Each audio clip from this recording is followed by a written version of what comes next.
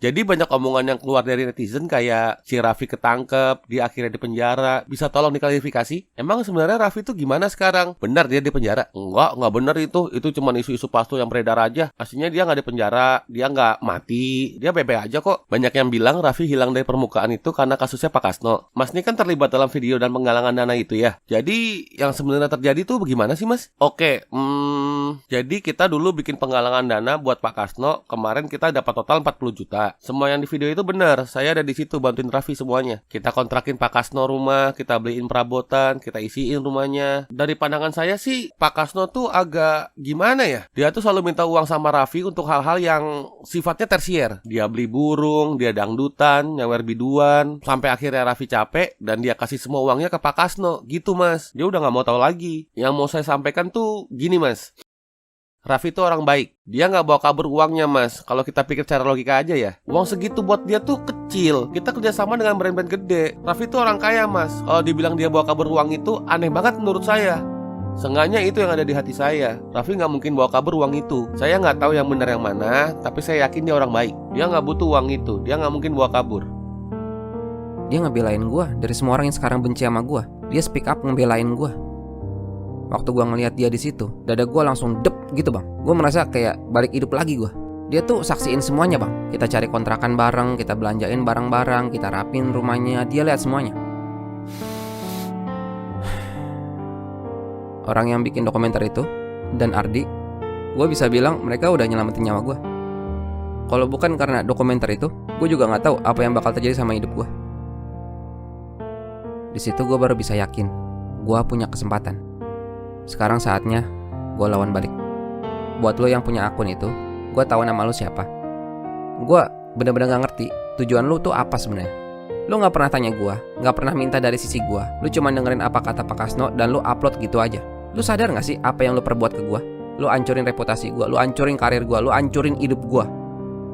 Gak tahu, mungkin lo juga gak peduli sih. Jadi ahli hukum gue bakal kirim lo surat somasi. Lo baca dan silakan gue mau tahu respon lo.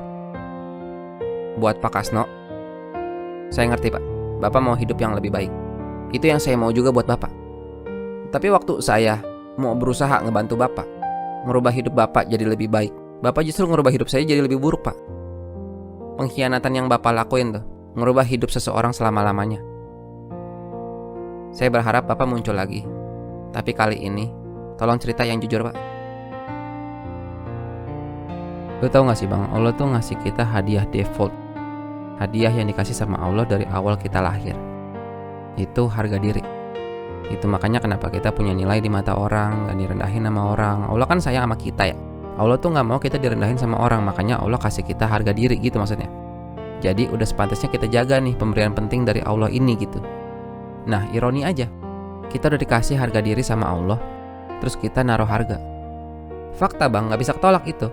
Waktu kita minta sama orang, nadah tangan sama orang, mau karena kita serakah ataupun karena memang butuh karena lagi susah, harga diri kita pasti turun. Itu fakta bang, gak bisa lo tolak.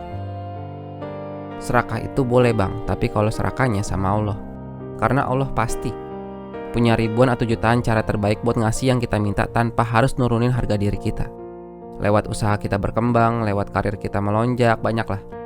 Tapi kalau kita serakahnya sama manusia, Allah tuh senang loh bang kalau kita serakah sama dia. Lu jawab gue deh, Allah maha kaya kan? Iya. Allah ngejawab semua doa? Iya. Kita minta berapapun juga gak akan ngurangin sedikit pun dari Allah, bener gak? Iya. Terus kenapa kita gak minta? Kita minta, kenapa mintanya dikit? Kenapa kita mintanya sama manusia? Bayangin gini bang, Allah ini udah pegang duit nih buat dikasih ke kita gitu. Duitnya udah ada nih, kita tinggal minta doang sebenarnya mah. Tahu-tahu kita minta sama yang selain Allah. Berarti kan sama aja Allah bisa gini. Oh ya udah, berarti lu nggak butuh dari gua kan? Minta aja sama orang. Tapi besok-besok jangan minta sama gua lagi ya. Lu nggak butuh gua kan? Gimana? Makanya kenapa biasanya orang kalau udah punya mental ngemis, dia akan selalu ngemis. Kalau ternyata itu gara-gara Allah udah nggak peduli lagi sama dia, gimana? Ini kita lagi bicara Allah bang, Allah, Tuhan gua dan Tuhan lu, nggak peduli sama kita. Dan buat kalian yang nonton, video ini tujuannya bukan untuk menjatuhkan Pak Kasno ya. tolong jangan caci dia. Kita semua pasti pernah bikin kesalahan. Gue juga bikin kesalahan. Tapi sebaik-baiknya orang yang bikin kesalahan itu adalah dia yang tobat.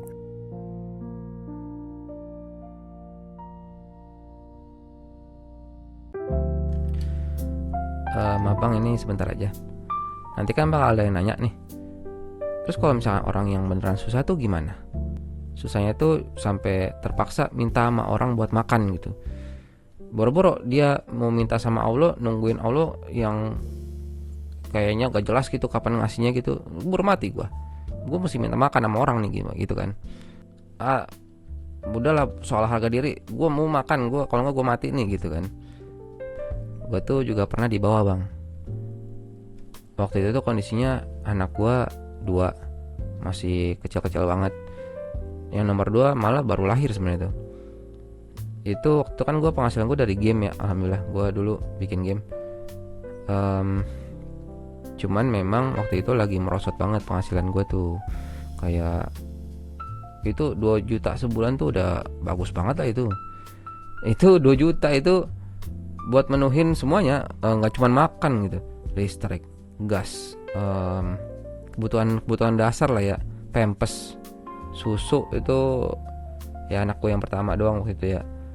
Sampai akhirnya gue yang jujur aja gue gak pernah minta sama orang. Akhirnya gue mesti minta sama orang. Gue sih minta tolong sama teman-teman gue gitu ya. Yang alhamdulillah teman gue pada baik-baik. Baik-baik, teman gue baik-baik semua gitu. Gue ingat semua teman-teman gue yang nolongin gue waktu gue susah gitu. Sampai ada yang waktu itu tuh gue udah tinggal berapa hari lagi, kayak seminggu lewat gitu bakal gajian gitu kan dari Google. Terpaksa gue minta sama teman gue, nol banget bang, buat makan mana nih gitu kan. Dia tuh tahu gue buat apa, terus dia tahu kondisi gue, dia bilang, gue kan nggak mau ya minta gitu. Maksudnya gue pengennya tetap dihitung utang, walaupun gue nggak tahu bayar pakai apa gitu. Tapi enggak, itu tetap utang lah gitu kan. Dia nggak mau, dia yang kayak enggak, udah pegang itu 1 juta gitu. Gue minjem 1 juta kan, pegang itu 1 juta, udah jangan dibalikin, kalau dibalikin gue marah loh gitu kan. Ya, alhamdulillah temen gue baik-baik gitu. Di kondisi itu gue mikir, ya kita kalau lagi terpuruk, lagi jatuh gitu ya, pasti kita tiba-tiba introspeksi gitu kan. Ya gue jadi inget-inget dosa gue banyak dosa, iya. Gue zolim sama diri gue sendiri, iya. Sampai akhirnya tuh gue merasa Allah tuh lagi ambil harga diri gue gitu. Gue udah coba pertahanin harga diri gue, tapi Allah ambil harga diri gue. Sebenarnya kalau Allah lagi pengen ambil harga diri gue tuh nggak apa-apa ya. Cuma maksud gue tuh kenapa ya? Gue bertanya gitu waktu itu. Sampai akhirnya gue merasa gue nemu sendiri jawabannya. Kenapanya gitu. Memang banyak pelajaran yang Allah lagi pengen kasih ke gue gitu, yang cuman bisa didapat dengan cara ngalamin sendiri, bisa dibilang gitu lah ya. Memang Allah nih maha besar ya, dan Allah tuh suka nunjukin itu dengan berbagai cara gitu, random aja, lewat jalur mana aja, lewat cara mana aja gitu. Yang Allah tuh ambil harga diri gue, terus seakan kayak, nah sekarang siapa yang besar? Gue besar, lo kecil gitu loh. Ya kalau gue ingat-ingat lagi, emang gue masih ada kesombongan, masih ada serakah. Itu yang gue sadarin waktu itu gitu. Terus ini doa gue waktu itu bang, ya Allah tolong naikin derajat gue lagi dong, seenggaknya kayak dulu gitu. Tapi kalau emang sekiranya aku nih gak pantas untuk naik derajatnya, minimal nih utang bayarin dong sebelum aku nih mati gitu. Ya kan, maksudnya masa sih kan utang itu kan yang nahan kita masuk surga gitu, ya kan. Dan di situ Allah bikin gua terpaksa berhutang. Masa sih Allah nggak mau bayarin? Kan pikiran gue gitu ya. Jadi benar-benar gue waktu itu tuh minimal banget, ini utang tolong bayarin, mohon tolong bayarin, gimana caranya kek, lewat mana kek, bayarin dah. Kalau misalnya Allah memang mau hidup gue itu begini aja, seenggaknya mati gue jangan seenggaknya mati gue udah gitu, selesai gitu, jangan utang lagi gitu, ya kan. Habis itu dari semua belangsak gitu ya, alhamdulillah gue merasa Allah udah balikin harga diri gue gitu.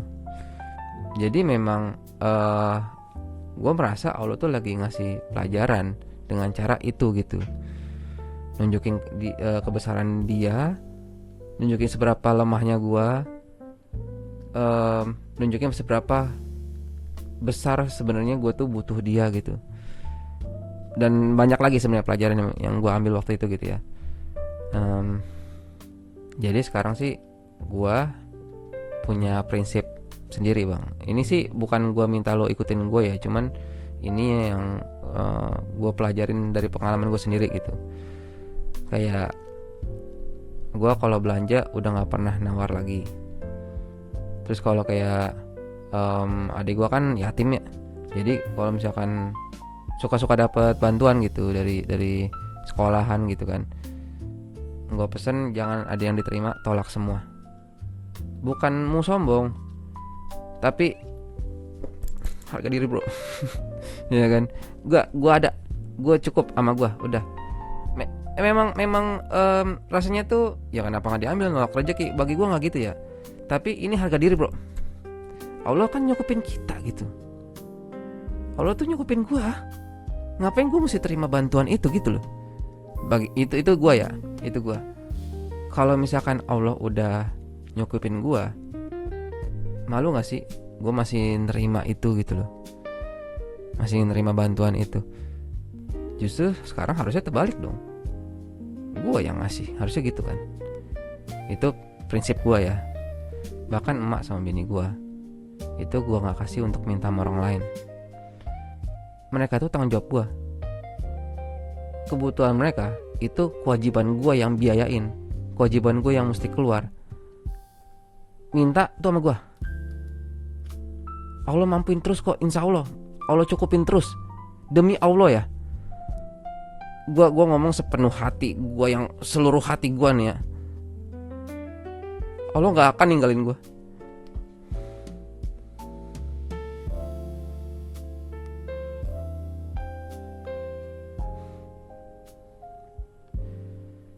Yang ada